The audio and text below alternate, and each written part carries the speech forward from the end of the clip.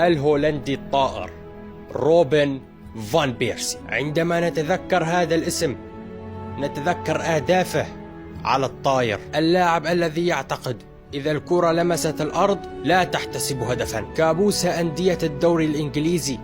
لو تسأل أي مشجع دوري إنجليزي عن هذا الاسم فسيتذكر رعبا حقيقي. فان بيرسي ملك الإنهاء وملك التمركز. وهل ننسى هدفه التاريخي ضد المنتخب الإسباني في كأس العالم عام 2014؟